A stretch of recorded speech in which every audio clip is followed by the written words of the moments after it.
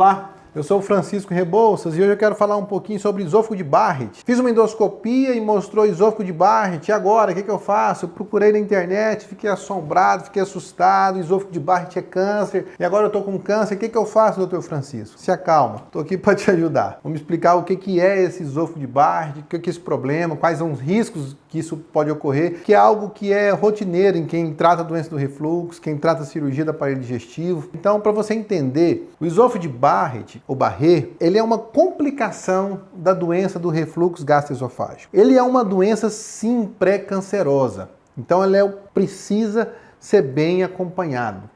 E ela afeta o revestimento do esôfago. Ela surge quando o ácido do estômago começa a voltar no esôfago e o esôfago ele não tem a mucosa, ele não tem a parede preparada para essa acidez. E isso com o tempo vai causando uma lesão crônica causada por esse refluxo ácido e as células do esôfago elas começam a se transformar, querendo ficar mais próximo das células do estômago, que são células resistentes ao ácido.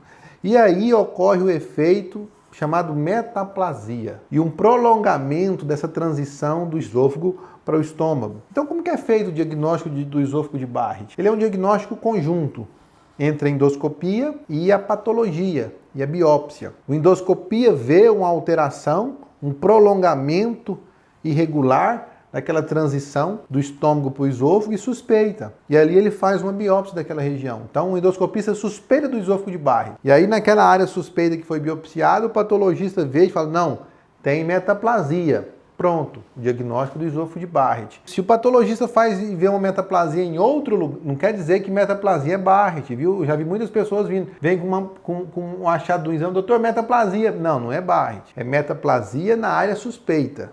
Então é um diagnóstico endoscópico e patológico. Precisa dos dois para fazer o diagnóstico seguro de esôfago de Barrett, entendeu? Então esse é o diagnóstico. Qual que é o problema do esôfago de Barrett? O problema do esôfago de Barrett é que ele é o principal fator de risco para o adenocarcinoma do esôfago. Quem tem esôfago de Barrett tem incidência de câncer de esôfago aumentado em até 50 vezes. Não quer dizer que vai ter câncer. Quando vê estatística, a pessoa fica às vezes assustada. Aumenta 50 vezes, mas é uma incidência muito pequena.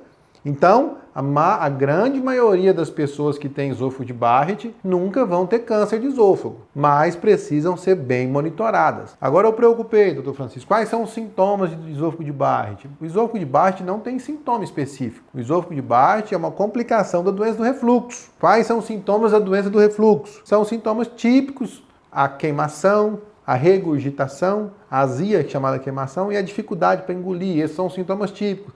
E vários outros sintomas atípicos, né? Desde rinite, desgaste do esmalte dentário, afta, dor torácica, otite, vários sintomas da doença do refluxo. Então, quem tem doença do refluxo tem que acompanhar, porque tem um risco de ter doença de esôfago de Barrett.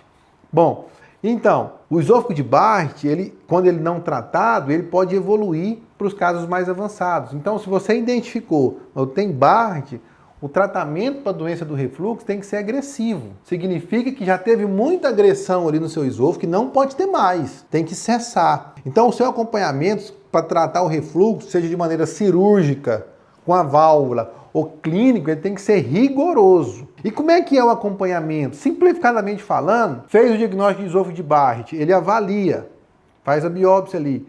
Nessa metaplasia, tem uma coisa chamada que é displasia, que é uma incoordenação na multiplicação das células ali. Não tem displasia, confirmou, não tem, aí é um pouquinho variável.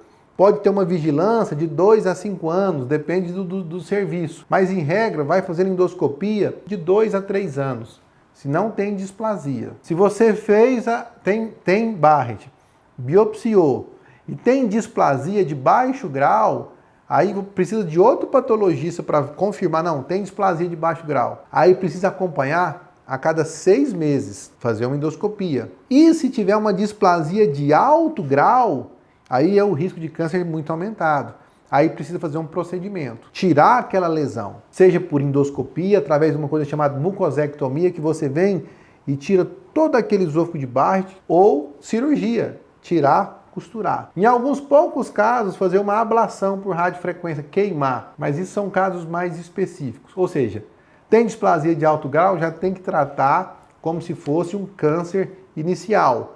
e há quem diga que já é um câncer inicial. Espero ter ajudado você nessa explicação descomplicada sobre o que é o esôfago de Barrett. Você que gostou, não esqueça de dar um like, se inscrever no nosso canal para que mais vídeos de qualidade possam chegar até você.